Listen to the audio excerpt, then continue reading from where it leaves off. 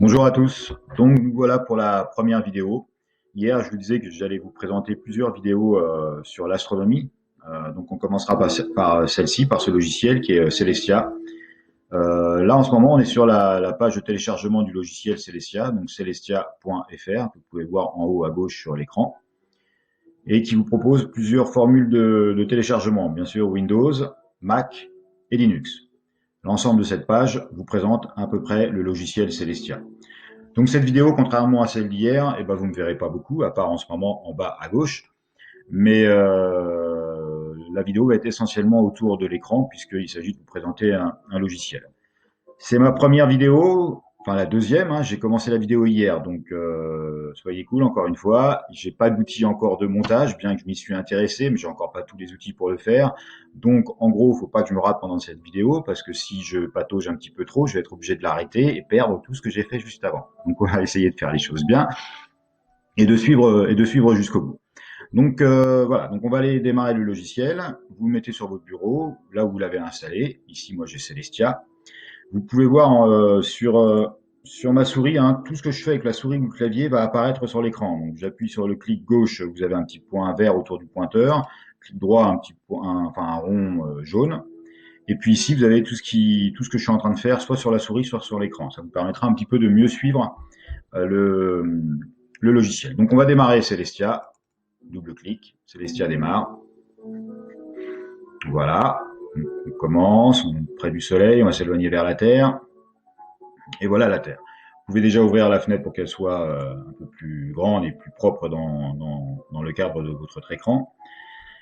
Encore une fois, hein, vous voyez tout ici, hein, sur la petite souris. Donc là, pour vous promener autour de la planète, il suffit d'utiliser la souris. Donc le clic vert, le clic gauche, pardon, vous permet de monter et descendre.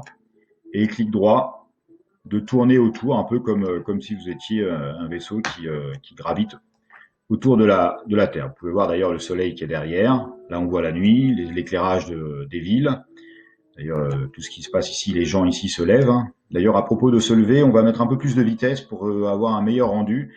Donc, pour accélérer la vitesse de rotation, parce qu'en ce moment, la vitesse de la rotation de la Terre est en gros de 24 heures. Donc, en 24 heures, le temps de la vidéo, vous allez à peine voir bouger la Terre. Donc, on va l'accélérer.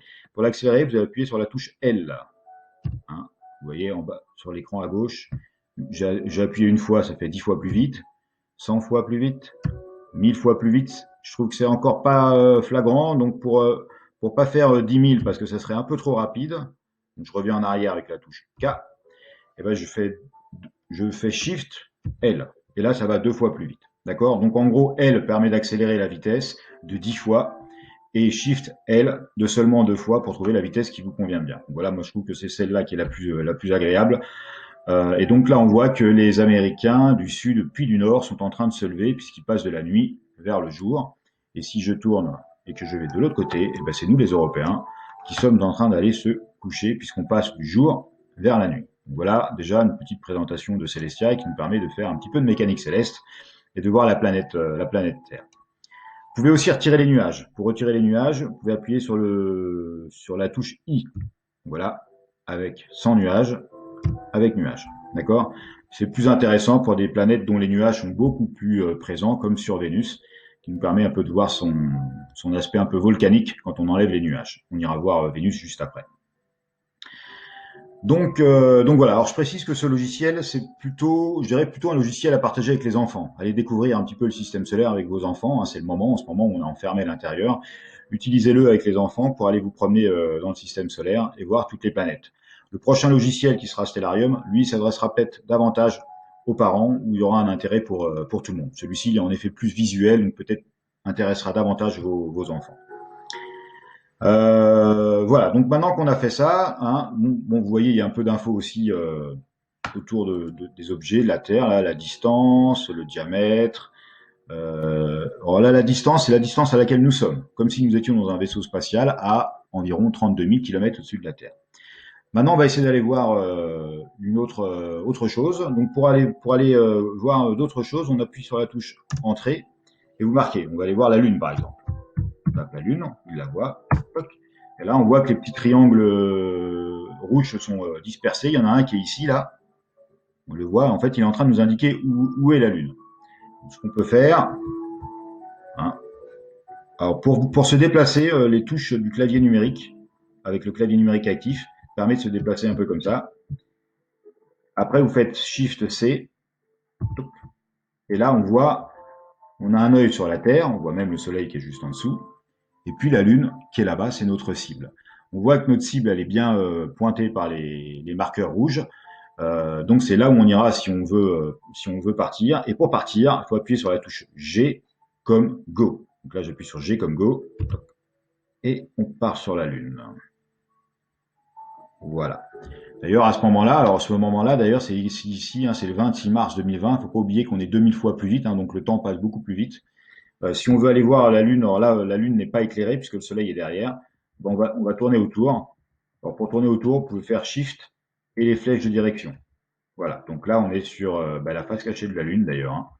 Ça, c'est bien la face cachée puisque et d'ailleurs, ici, on voit la Terre qui est tranquillement en train de se promener dans l'espace. Parce qu'évidemment, c'est la Lune qui tourne autour de la Terre, hein. On est bien d'accord. Et la Terre tourne autour du Soleil. Voilà. Donc on a vu la Lune en appuyant sur Entrée. Maintenant, si on veut aller voir une autre planète, alors je vais aller assez vite dans la vidéo pour pas qu'elle soit trop lourde à télécharger et à regarder. Vous n'hésiterez pas après à me rappeler, à m'écrire sur ma page Facebook du domaine de l'étoile pour me demander des conseils. Si vous n'avez pas bien suivi un sujet ou si vous voulez faire quelque chose, n'hésitez surtout pas de me contacter. En ce moment, c'est vraiment le moment où on peut communiquer facilement. Alors, on va aller voir une autre planète. Alors, pour les planètes, il y a un truc plus simple, c'est que vous prenez les chiffres du clavier sur le clavier central. La ligne supérieure, c'est là où il y a aussi les chiffres. Et vous choisissez l'ordre des planètes. Donc, on va aller voir Mars. Mars, c'est la quatrième planète autour du Soleil. Donc, on appuie sur le 4, le numéro 4 de la ligne supérieure du clavier. Et là, on voit bien en haut à gauche, hop, erreur, en haut à gauche, on voit que Mars est la cible. Donc on appuie sur G comme on peut se décaler encore une fois, hein. Shift C pour voir notre cible et G pour y aller. Hop, hop, hop. Et voilà Mars qui est devant nous.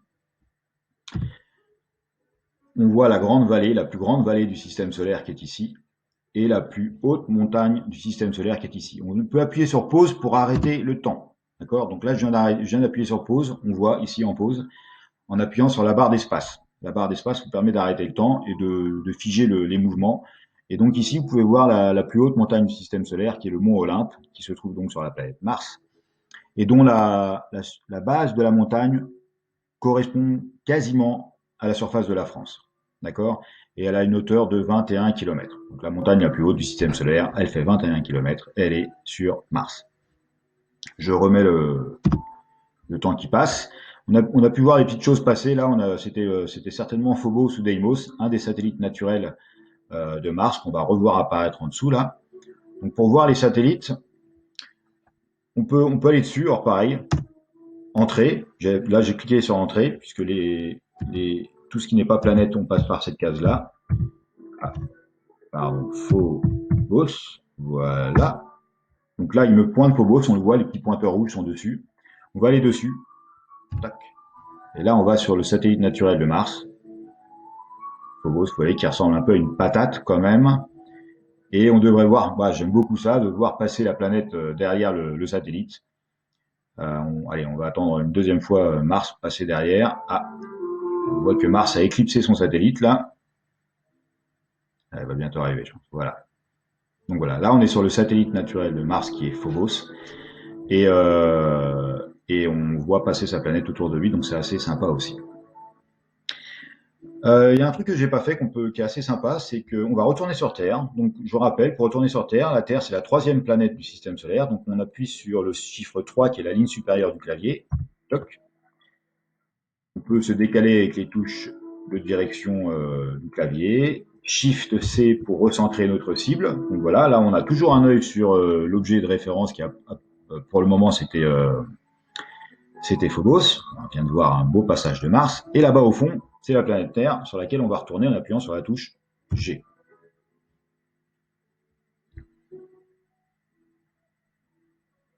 Et notre planète Terre, ça a fait un petit rond, donc on avait dû faire un petit demi-tour dans les dans les manipulations. Donc voilà, je l'ai remise à l'endroit avec les touches de direction. Voilà.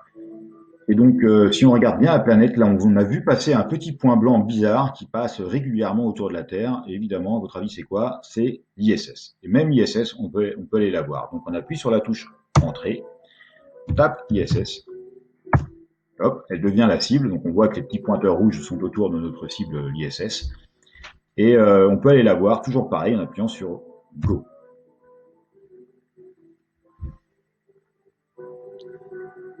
Et voilà l'ISS. Alors, à cette vitesse-là, c'est un peu fatigant de la regarder, donc on va réduire la vitesse. Pour réduire la vitesse, on appuie sur K.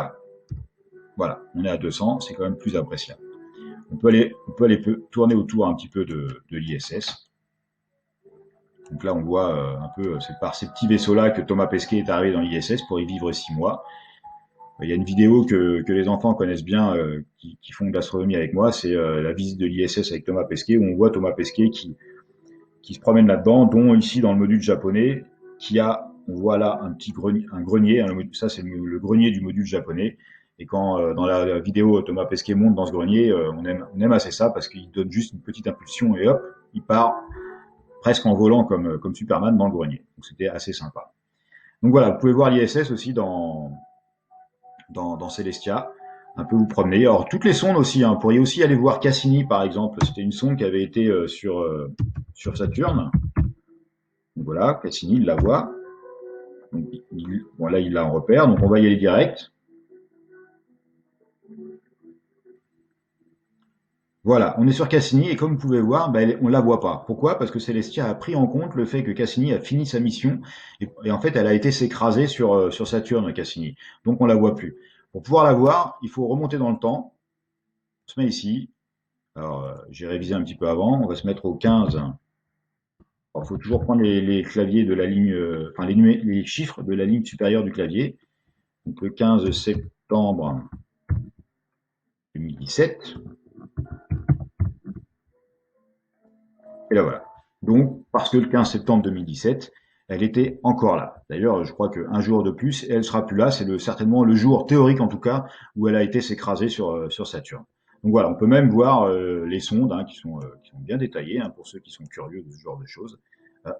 Et d'ailleurs, on voit la superbe Saturne derrière la sonde Cassini. C'est dans cette Saturne, c'est dans cette planète que la sonde Cassini a été s'écraser pour encore apporter des données scientifiques aux scientifiques. Voilà. Et ben puisqu'on voit Saturne là qui est superbe, on va aller voir une autre planète qu'on n'a pas encore été voir, c'est Jupiter. Donc Shift 5. Excusez-moi, j'ai peut-être été un peu vite. Donc je fais Shift 5 pour le 5 de la ligne supérieure du clavier. Pour que Jupiter devienne ma cible, je me décale un petit peu. Je fais Shift C histoire de voir où est ma cible. Donc la cible Jupiter est tout là-bas au fond. On a encore un petit œil sur notre sonde Cassini. Et on va aller voir Jupiter. Et voilà, Jupiter, je descends à droite, hop, dans l'autre sens. Voilà. Et on va l'accélérer encore un peu aussi, pour que ce soit plus pratique. Et donc voilà la belle Jupiter, la plus grande planète du système solaire. Si vous pouviez l'ouvrir pour mettre à l'intérieur des planètes Terre, vous en metteriez 1300 planètes Terre à l'intérieur, c'est vous dire comme elle est grande. Et on voit sa grande tache rouge ici, qui est un ouragan avec des vents de 600 km/h quand même. Une autre information que je ne vous ai pas dite, on peut se mettre au-dessus de la planète. Et si on appuie sur la touche O, vous allez voir les orbites des planètes et des satellites. Donc voilà, l'orbite, c'est le trait rouge, c'est l'orbite de Jupiter autour du Soleil. Et le trait vert, c'est l'orbite des satellites autour de sa planète Jupiter. Donc vous voyez que là, on a pas mal de satellites. Donc d'ailleurs, si vous appuyez sur la touche M, vous allez avoir le nom des satellites. Les fameux satellites découverts par Galilée, Io, Callisto, Ganymède, Europe. Et puis si on dézoome encore un peu, alors je ne l'ai pas dit d'ailleurs, ça zoomer et dézoomer, ça peut être la roulette de la souris. Si on dézoome un peu, vous pouvez voir que Jupiter a beaucoup de satellites naturels. Rappelez-vous, nous on n'en a qu'un, c'est la Lune. Allez, j'enlève les traits parce que c'est pas très joli, les orbites. Hop, je rappuie sur O et je reviens sur Jupiter. Voilà, on a fait un petit voyage dans le système solaire. Je vous en dirai pas tellement plus sur le logiciel Celestia. hein, parce que bah, c'est maintenant à vous d'essayer de découvrir tout ça, d'aller vous promener, d'aller sur d'autres planètes qu'on n'a pas faites, hein. Il y a encore Neptune et tout ça qu'on n'a pas fait. J'essaie de le retrouver. Voilà, me revoilà. Donc, essayez d'utiliser Celestia pour aller vous promener dans le système solaire avec vos enfants, aller prospecter un peu tout ça, vous poser plein de questions, lisez la doc qui est associée. N'hésitez pas à m'écrire pour vous donner des informations, pour vous aider un peu à l'utiliser. Et puis bah, prenez soin de vous pendant cette période de confinement. Mais c'est aussi l'occasion d'apprendre plein de choses et de partager tout ça ensemble. Allez, à bientôt, passez une bonne soirée.